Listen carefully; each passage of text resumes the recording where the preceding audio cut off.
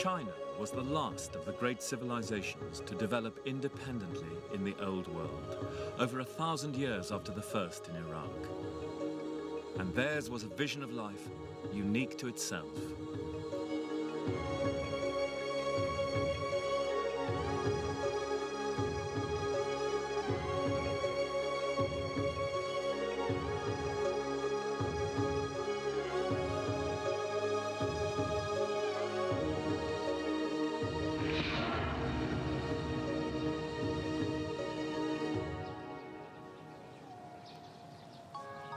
The Chinese conception of civilization differed completely from that of the West.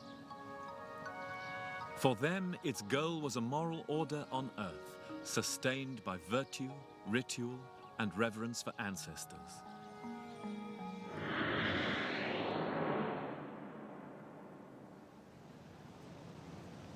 These ancient ideas permeated all aspects of Chinese life, even the cataclysms of our own time, from the communist revolution down to the crushing of the democracy movement here in Tiananmen Square in 1989, have been played out against these deeper forces which have shaped China for thousands of years.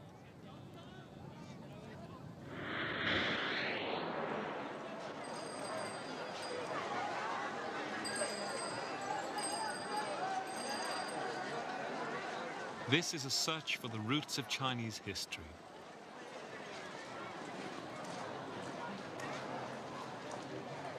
And our search begins in the old lanes here near the Temple of Heaven in Beijing. Tucked away in the alleys here is the oldest pharmacy in Beijing, founded in 1663. It's enough. Simply Beijing Dongringtang Pharmacy. Yeah. That is enough. It's so famous. Yeah, now it's Beijing, China. In Chinese medicine, as in all traditional Chinese culture, the basic idea is the search for harmony on earth.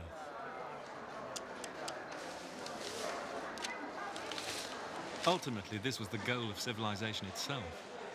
And to reach it, inner and outer lives must be in congruence.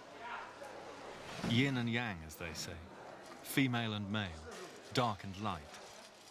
This elemental balance underlies all Chinese thought, whether in science or philosophy, in food, or as here, in medicine.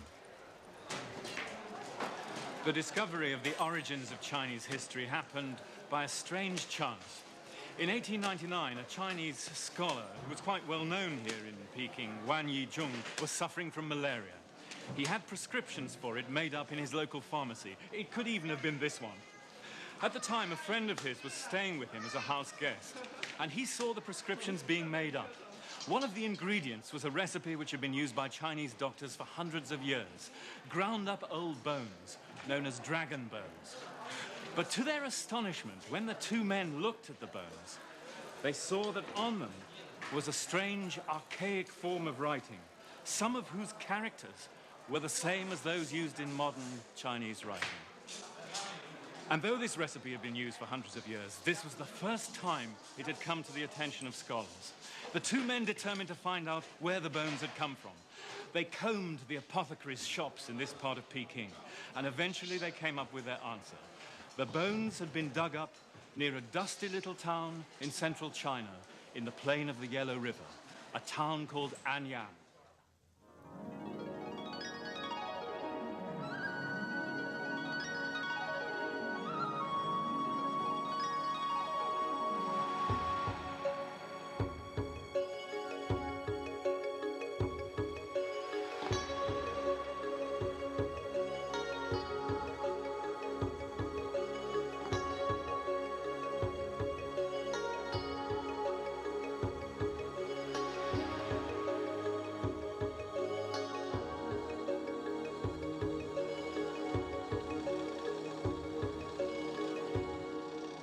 Ho, the Yellow River, coming down from Mongolia, bearing its rich yellow silt to the Yellow Sea, destroyer of cities, killer of millions, even in our own century. Chinese civilization first arose on its banks, but unlike the civilizations of the West, the source of political power did not lie in control of nature, but in control of the past.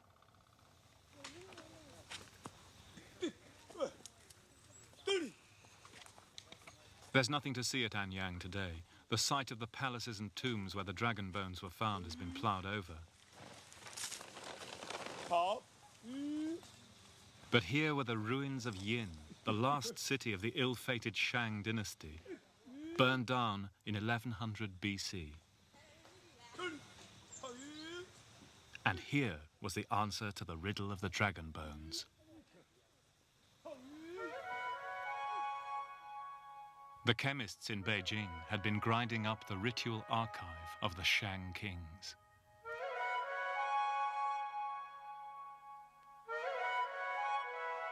These were oracle bones used by royal diviners to communicate with the ancestral spirits. In these strange marks lay the beginnings of the I Ching, the great Chinese book of wisdom. It was through the magic power of writing that the ancestral spirits could be raised.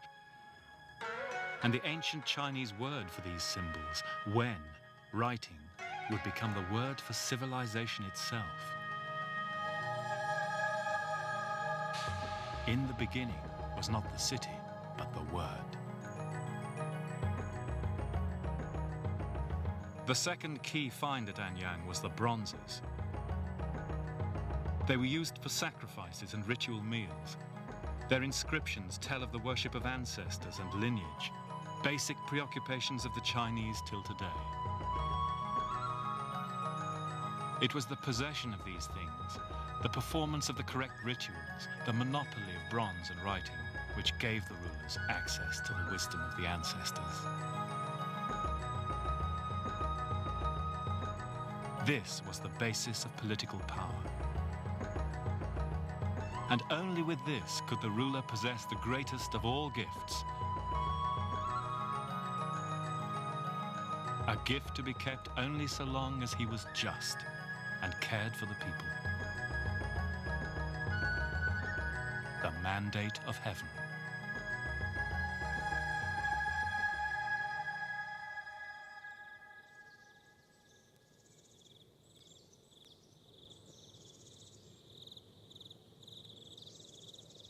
A fresh grave in the cemetery of the Kung family in Qufu.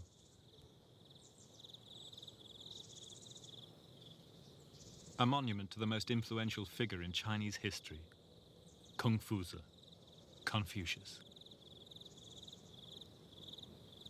It was Confucius who transformed the magic of the Bronze Age into the conception of the state as a moral order sustained by virtue and ritual. Confucius lived in that astonishing Axis age when the Buddha was alive, and Pythagoras and the Greek philosophers, the Jewish prophets. Not a religious leader, but the codifier of China's traditions in history, poetry, and ritual. His teachings were the ideal of Chinese government for 2,000 years. At the center of Confucius' message was a very simple and original idea. He wasn't concerned with God or the afterlife or heaven. I don't know anything about those things, he said. His concern was that of every government today on earth. How do you build a just and stable society here? And his answer was this: goodness was the essential quality needed to keep society together.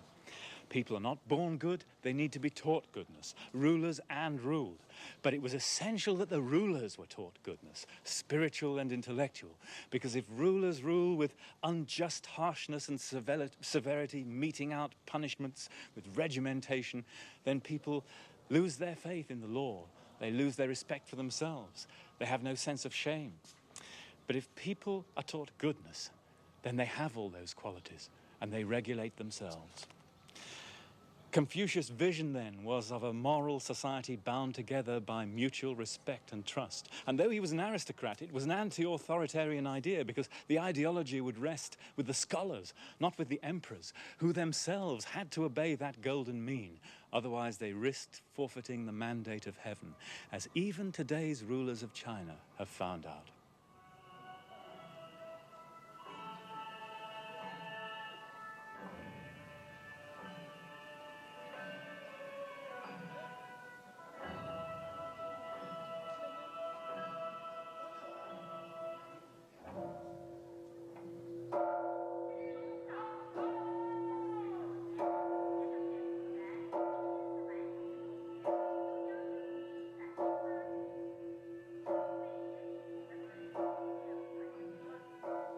In the last few years, the rulers of China have revived some of the old Confucian traditions, at least in their outward form.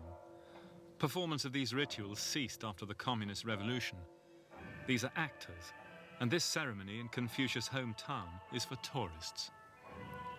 They're largely foreign Chinese tourists from Taiwan, Hong Kong and Singapore, rediscovering routes severed, temporarily it would now seem, in 1949.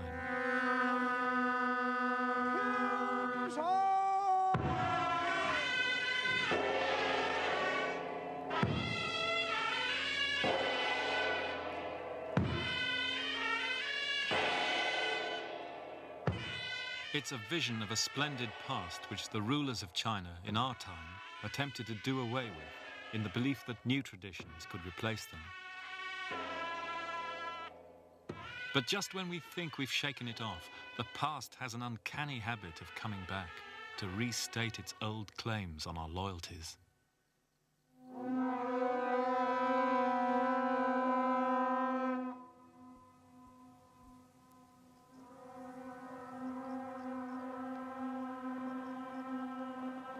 The ancient Chinese believed that Earth, nature, and the cosmos were part of a harmonious natural order, the Tao, or path.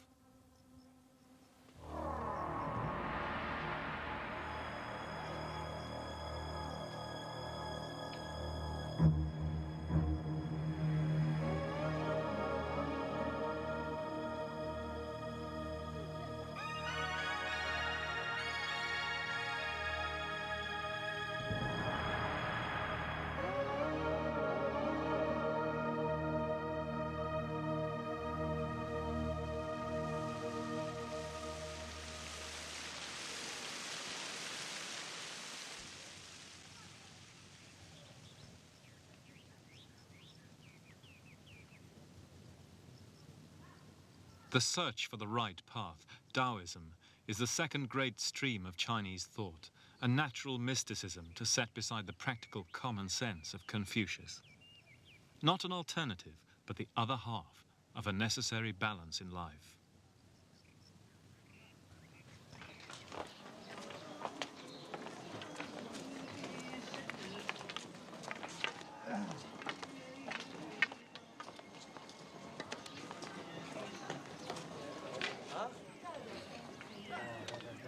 The pilgrim path up the sacred mountain, Tai Shan, is a symbol for that search for the Tao. It's been walked for thousands of years by Chinese people, rich and poor, from the first emperor to Chairman Mao. And today, tourists and pilgrims are coming again.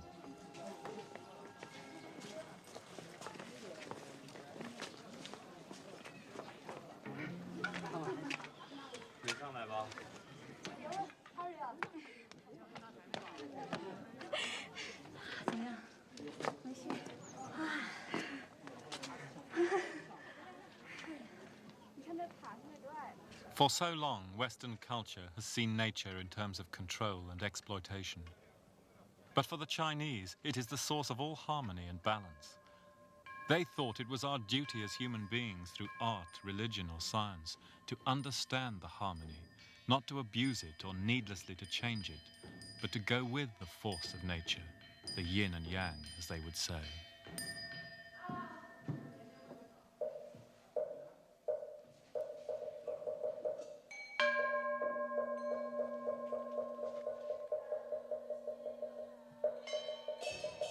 The little Taoist temple on the top of Tai Shan, dedicated to the goddess of the mountain, was wrecked in the Cultural Revolution.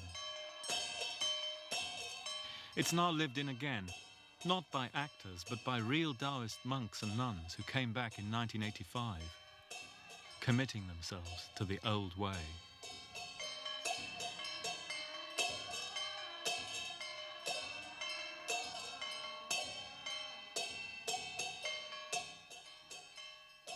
In the end, said the Taoist sage Lao Tzu, all creatures return to their distinctive roots. That is called returning to one's destiny.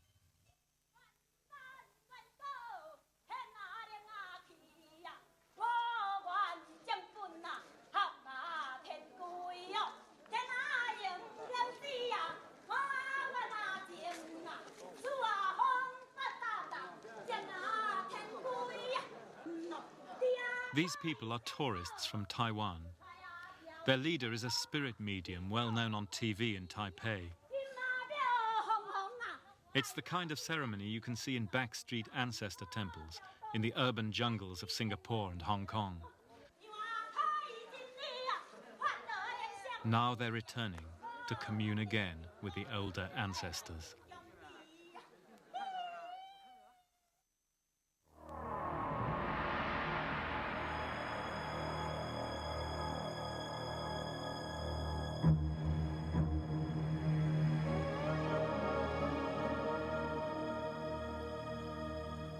On the summit of Tai Shan, the pilgrims wait for the first glimpse of the dawn.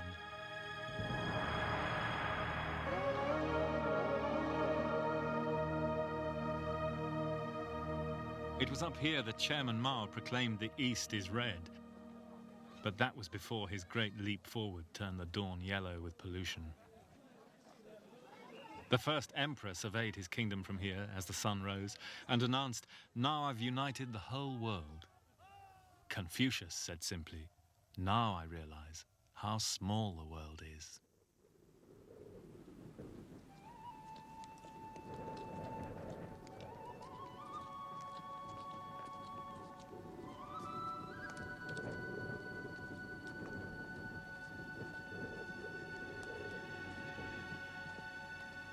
The Silk Route in the Gobi Desert, in the far west of China, the most inhospitable landscape in the world. Across this desert from the 2nd century AD came the ideas, goods and people which ushered in China's first international age. Till this time, Chinese civilization had developed in isolation, uniquely itself, neither wanting nor needing anything from the outside world.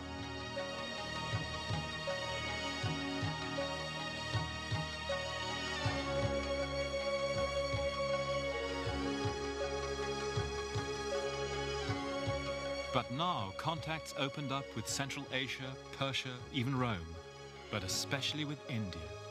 For what the Chinese wanted was not material riches, but spiritual enlightenment. The wisdom of the Buddha.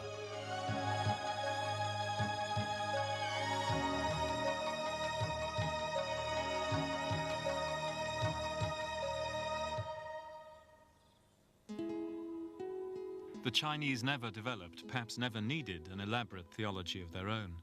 Indeed, the Western idea of a personal God is utterly foreign to them.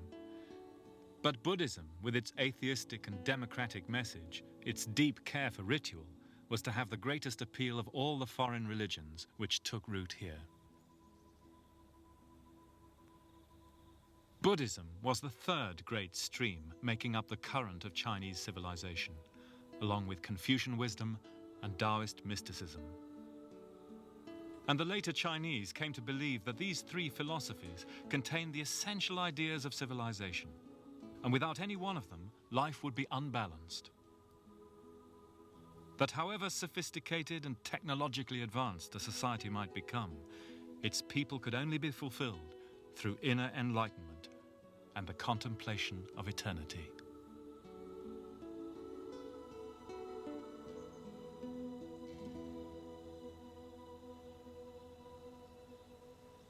In the Tang Dynasty, Chinese scholars went on great missionary journeys to India to bring back authentic texts and relics of the Buddha. And in this little temple, in a secluded valley outside Xi'an, are kept the ashes of the most famous of those missionaries, Xuanzang. Some of the texts he brought back from India in the 7th century are still here.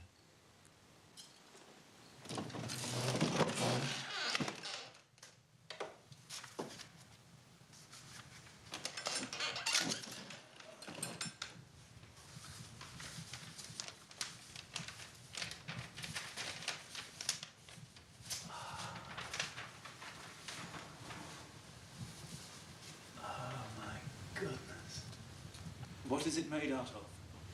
它是用什么做的？它是用印度的一种巴布洛树叶子做的。 It's made of palm trees in India. Palm leaf. Palm It's leaves. palm leaf, yes. And the script, this script is not Sanskrit, is it? What is the language? 他说这是什么文这是印度一种古巴的古巴 ？The Asian Pali. This is Asian Pali. Ah, I see. Does he know how many books Xuanzang actually brought back to China from India? 他说您知道不知道玄奘法师总共从印度带回来多少本书啊？ Xuanzang brought 650 books back to Xi'an for translation. Rucksack on his back, a lamp to light his way. It's rare in history that we can pinpoint the very moment when one great civilization goes out to learn from another.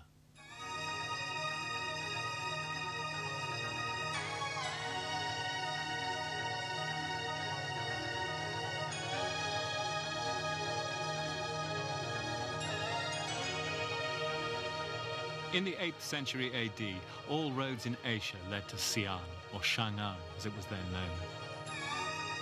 It was the greatest city in the world, rivaled only by Baghdad and Constantinople. Its vast square laid out like a chessboard. A huge ritual enclosure, Chang'an's central boulevard was 4 miles long and twice as wide as today's avenue, which leads to the city's bell tower.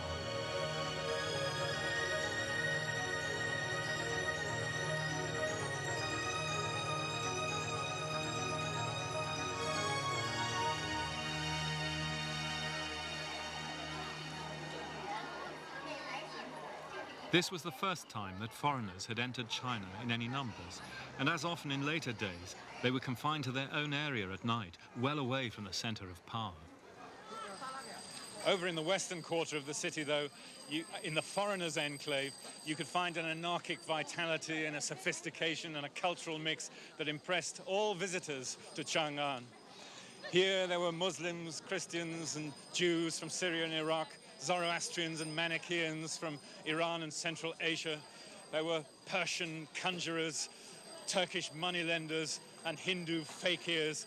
In the cafes there was Central Asian music, Asian food as there still is today, and also entertainment from singing and dancing girls from Persia and even further afield.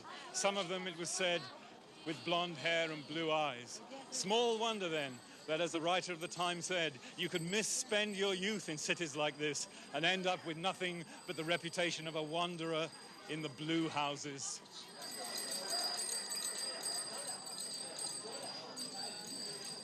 In Chinese eyes, the Tang Dynasty was above all the most golden of the many golden ages of their poetry.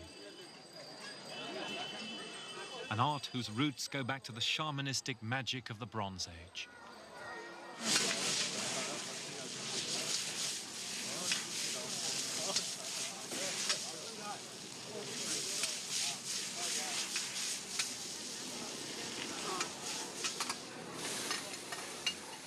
For the Chinese, indeed, composing poetry is one of the essential ingredients of civilization. But if we could choose a single career to symbolize this first international era of Chinese culture, then it would be perhaps the great poet Li Bai, or Li Po as we know him in the West. Li Po was the product of the Silk Road. He was born not in China but out in Central Asia and spoke one of the Turkish languages. He spent his early years as a wandering soldier of fortune before he found his opportunities here in the greatest city on earth. He was a magnetic personality, irascible, self-taught, flashing eyes, a fearsome voice, and a heaven-sent talent. He was a prodigious drinker, too. The story goes that he died falling drunk into a river trying to catch at the reflection of the moon. But Li Po wandered through the music halls and the cabarets and restaurants of Chang'an and the other cities of China, his ear tuned not only to classical poetry, but to folk songs and ballads and the latest pop music coming hot out of Central Asia on the caravan trails. He was always an outsider. He refused pointedly to sit the Confucian examinations, preferring to do it, as he would have put it, his way.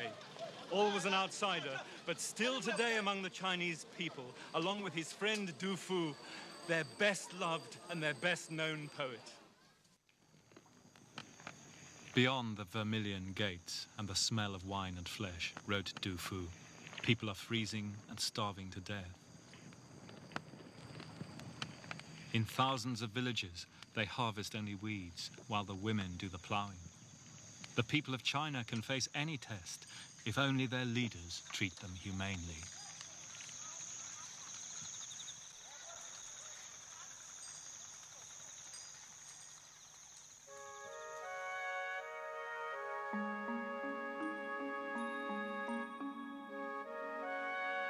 The Tang Dynasty ended in social upheaval and revolution, like many in Chinese history.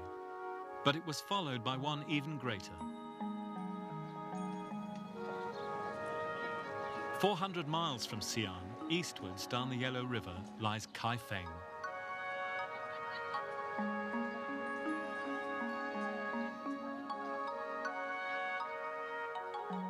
In the 11th century AD, Kaifeng was the capital of what is regarded as the peak of Chinese civilization, the Sung Dynasty, a golden age unsurpassed in world history.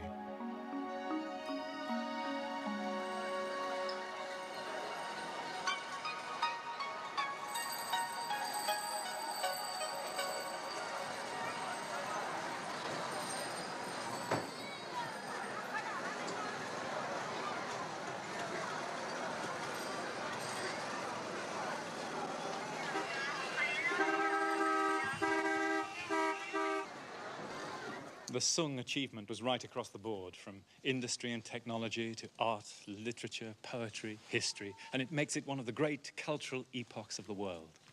And with the existence of printing, they could disseminate their ideals right across Eastern Asia.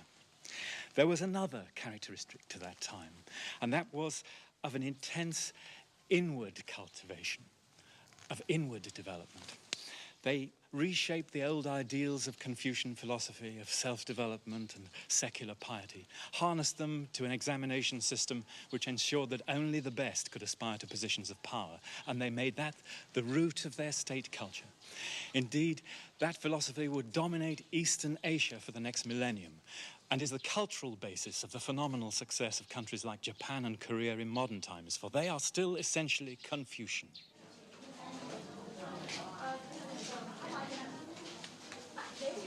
Here in Kaifeng, as everywhere in today's China, 40 years of communist rule have not severed these deeper beliefs. Reverence for ancestors, filial piety, Confucian virtues are all coming back into the open now that freedom of worship is once more guaranteed.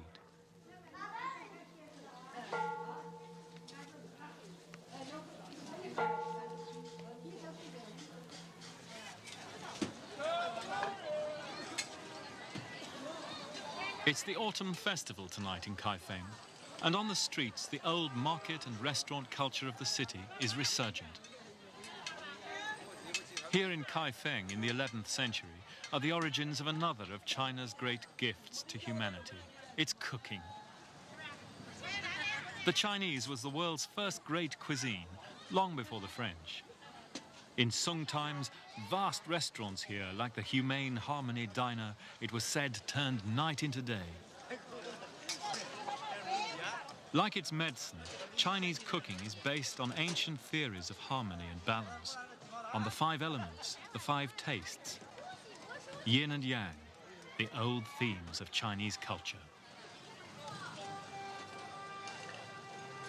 And here today in Kaifeng, you can still find the oldest restaurant in the world, Ma Yuqing's Bucket Chicken House, founded in 1153. Tell that to Maxims of Paris.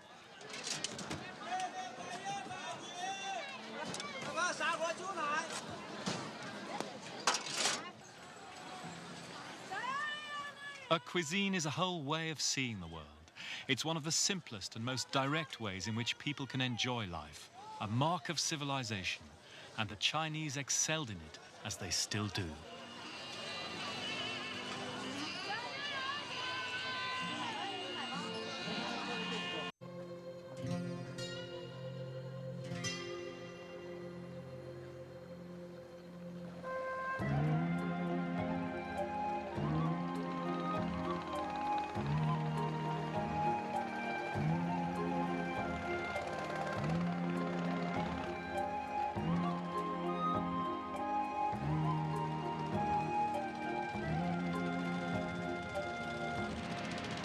In the 13th century, when European visitors came in numbers to China for the first time, they were still open-mouthed at what they saw.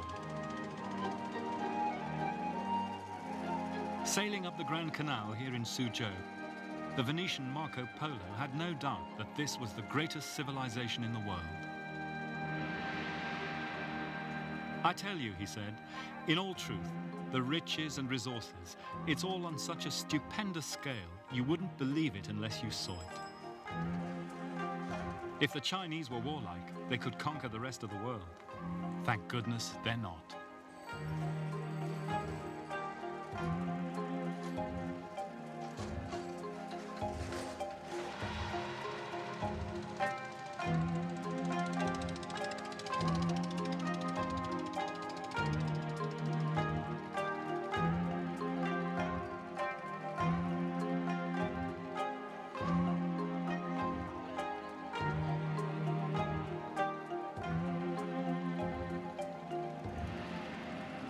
At this time, agricultural and commercial revolutions led to a population boom, which saw China become the most populous country on earth, as it still is today.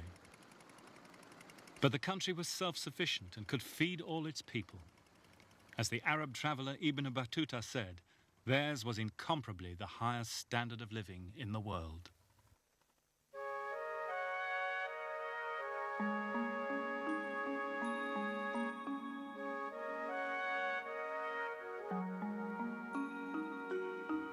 There comes a point in the life of any civilization when the basic necessities of life for the people have been satisfied. Food, shelter, freedom from violence. Then it can aspire to extend its higher ideals to more and more of its people. The key conception of Chinese civilization had always been the search for harmony. And all its manifestations were part of that search. From the patterns of the bronze caster and the painter, the porcelain maker, to the designs of the silk weaver.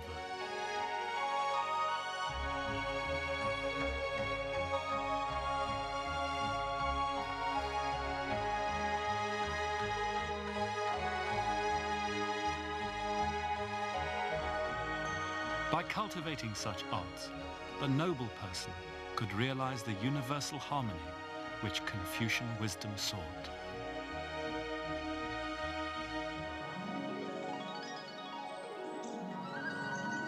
For the Chinese, this was the supreme mission of civilization.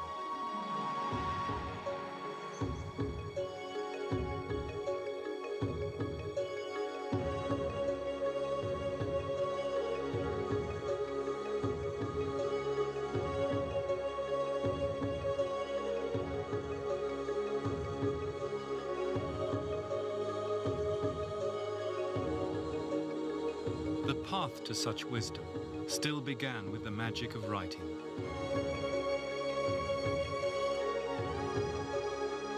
From its beginnings as a tool of divination, writing remained the means of access to the wisdom of the ancestors.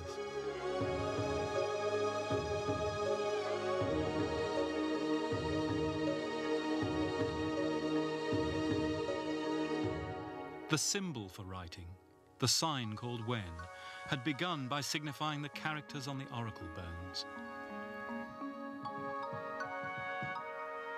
Through time, its meanings deepened and widened to embrace writing, culture, refinement, elegance, till writing came to mean civilization itself. It was nothing less than an expression of the way the Chinese saw the world.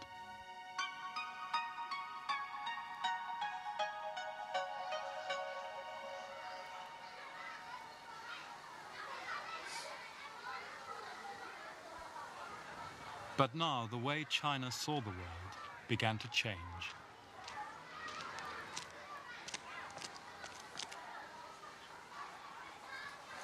From this vast bay at Quanzhou in South China, now silted up, but then the busiest port in the world, Admiral Zheng He embarked on great voyages of exploration in the 15th century, which could have changed the course of history.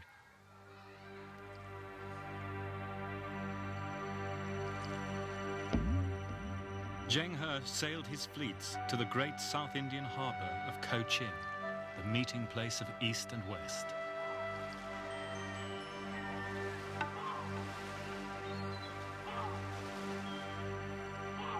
Here he would have seen the Chinese fishing nets imported in Mongol times, for Indian merchants had long traded with China from here, exchanging pepper and spices for porcelain and silk.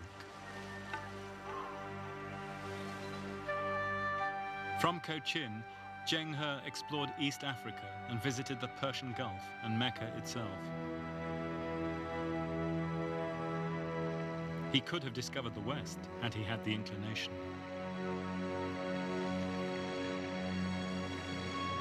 It would be nearly a century before Vasco da Gama sailed into this same harbour, not as a bearer of peace, but a harbinger of war and conquest.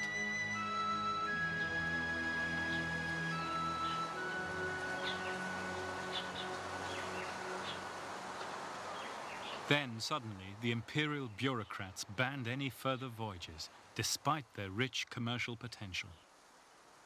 The ships were broken up, their logbooks destroyed, and now only a few stone inscriptions on a wind-swept hillside remain to speak of one of the great mysteries of history. Western thinkers have always taken a brutally simple line on the stopping of Zheng He's explorations. For them, it would be like calling a halt to manned space exploration on the eve of the first moon landing.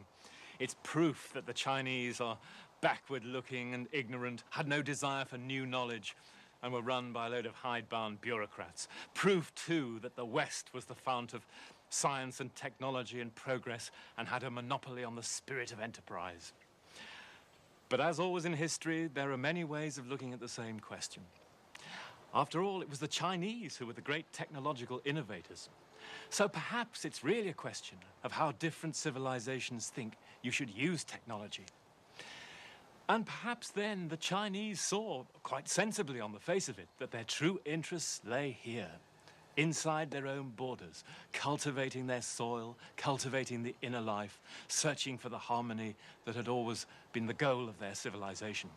And that it was the West, on the other hand, that had a compulsive desire to change, a compulsive need to invade other people's space, both moral and physical, and a refusal to accept limits on its own. Since the 18th century, it's been customary to talk about the East needing to catch up with the West. These days, that's obviously happening all around us, materially, if it's not happened already. But it takes two to make a dialogue. And perhaps the West still has some catching up to do.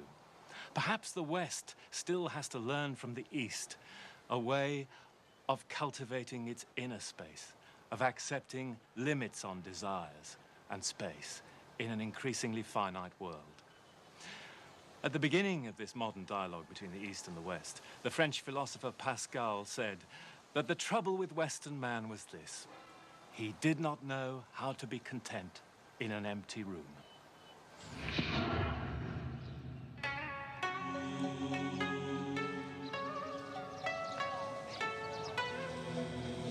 The banning of the Ming voyages was part of a deeper introspection in Chinese culture. Now, behind a new Great Wall to keep out the barbarians, the Chinese built a new capital far to the north, Beijing, the North City.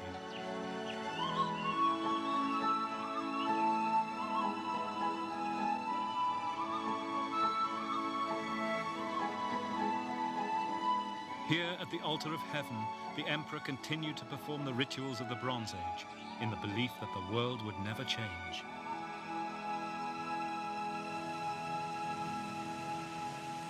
The longest and richest intellectual tradition in the world, now increasingly turned in on itself.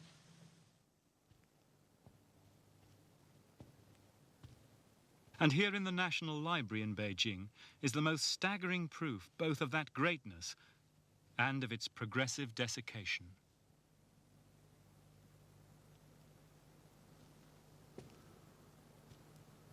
This is the greatest literary enterprise of all time, an encyclopedia running to 79,000 handwritten volumes, still in its original shelves and boxes, labelled in green, red, blue and grey, according to the imperial cataloguing system of spring, summer, autumn and winter, for classics, history, philosophy, and literature. A testimony to the idea that all knowledge, past, present, and future, could be contained in a single room.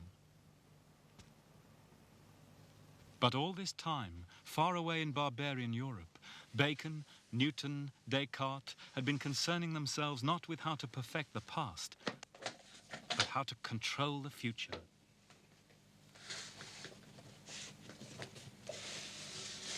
And now some Chinese intellectuals began to plead for a more open approach to knowledge. Among them, an obscure young historian called Chang Xuecheng. It was Chang Xuecheng, on the very eve of the most momentous upheaval in Chinese history since the time of the Qin emperor, in other words, the clash with the West and all that that would engender. It was he who attempted to reappraise the way that the Chinese had seen history since the very beginnings of the Confucian tradition. For him, history was an all-embracing concept which would include all of this, the entire canon of Chinese literature. The Confucian texts, he said, were all history. Confucius may be a true guide to life, but he is also simply a historical text. And the time is past when history should be merely minute textual analysis and compilation by squads of scholars burrowing away on a rigid and old-fashioned curriculum. History should be dynamic and meaningful. Some have seen him as a precursor of the revolution, a prophet of democracy, an enemy of feudalism. That's no doubt exaggerated. But in 1799, 2 years before his death, he wrote a prophetic letter about what he saw as the inevitable decline of the Qing dynasty and the worrying prospects ahead. This was a time, he said, when history should no longer concern itself merely with the past, but should use the past to reform the present and indeed to look into the future. And the historian's greatest gifts, he said, were not just knowledge, but inspiration and insight. And a historian's inspiration, he thought, was just like the I Ching, the Book of Changes, in that it enabled him to look into the future. At the moment of his death, China was about to come face to face with another culture whose view of history was diametrically opposed to that of the Chinese tradition. The Europeans, with their Judeo-Christian heritage, believed that history was purposive, that it was leading towards an appointed end, and that they would be the winners. The first Chinese descriptions of we Westerners are not flattering. These barbarians have a grim look, untidy hair, an unpleasant smell. They have no rituals worthy of the name. They're liars and are rather arrogant. They conquer countries by fraud and force, ingratiating themselves in a friendly way before they oppress the natives. At the heart of their conduct is violence. By the 18th century, the coasts of the South China Sea were frequented by the Spanish, the Dutch, Portuguese, English, and later Americans. All bearing Chinese inventions: gunpowder, the stern rudder, the magnetic compass, paper maps. Coming not just to sell, but to impose their goods, their ideas, their religion, their will. They soon set up trading colonies, lording it from grand mansions paid for by the illicit trade in goods like opium. In the tale of colonial infamy, this is one of the least known episodes in the West. But it culminated in the central event of 19th century Chinese history, the Opium War. The point of the opium trade simply was to sell opium to China, but in practice that meant getting as many Chinese people addicted to the drug as possible. But opium was prohibited in China and had an almost negligible local consumption, so it had to be sold illicitly in bulk from the one permitted trading post on the mainland, Canton, and from offshore bases like this one. The indispensable link in this setup was India. There, the British imperial possessions had grown in the last decades of the 18th century. And as the British themselves produced nothing which the Chinese wished to buy, it was in India that the opium and to a lesser extent the cotton could be grown that could be traded in for the luxuries that the British desired, and especially tea, which by then had become a national obsession. And so an infernal triangle was set up between Britain, China, and India, which parallels the tragic triangle of the previous century between Africa, the Caribbean, and Europe, the slave trade. And this was no small business, incredible as it may sound. In the early 19th century, opium was the biggest single trade anywhere. It is as if today the Colombian drug barons possessed such a powerful fleet that they were able to sail into San Francisco Bay and compel a large portion of the population of the United States to become addicted to heroin and cocaine and to wipe out the US fleet if it intervened. In what Gladstone called the most disreputable war ever fought by the British, the Chinese fleets, hopelessly outgunned and outdated, were smashed to pieces. Defeated by the very technology which they had invented but let stand still. For the Chinese, defeat was a shattering revelation, forced now to watch impotent as the Western barbarians, their cultural inferiors, now began to carve up the Middle Kingdom into colonies with the same greedy relish that they had scrambled for Africa and dismembered India.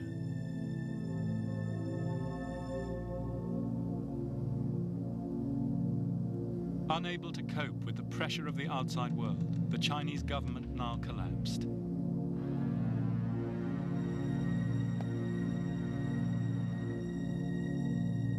Chinese people were treated like animals in their own land by the Western imperialists, harnessed to polo traps for sport, banned along with dogs in their own public parks.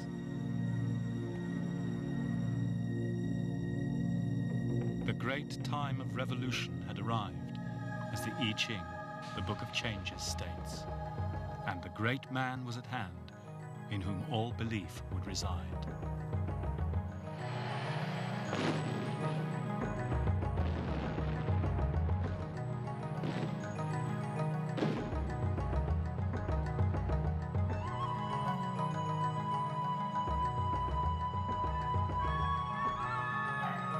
In 1949, Mao and the communists took power on a tide of emotion and optimism, after years of civil war, famine, and foreign rule.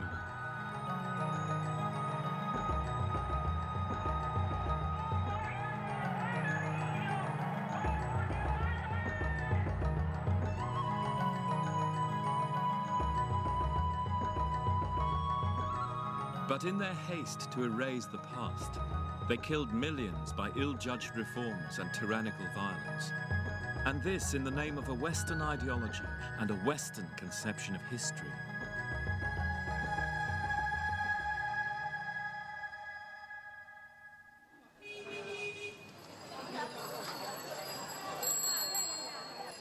Today, the Chinese people are living through a time of great opportunity. Still without political power, they're poised nonetheless to become an economic giant. They could regain their place as the greatest of all civilizations. But when their rulers crushed the democracy movement here in Tiananmen Square in 1989, they showed the old fear of authoritarians throughout history, the fear of the past to discredit the present.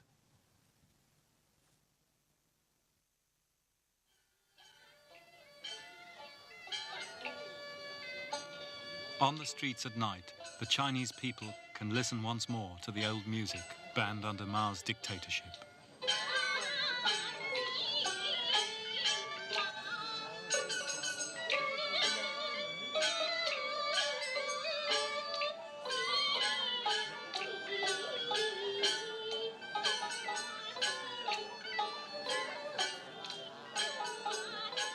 In the I Ching, the ancient Chinese book of divination, there is a hexagram entitled Revolution. In a revolution, it says, 2 mistakes must be avoided. You must not move with excessive haste, nor use excessive ruthlessness against the people. What is done must correspond to a higher truth. A revolution not founded on inner truth will come to grief. For in the end, the people will support only what they feel in their hearts to be just.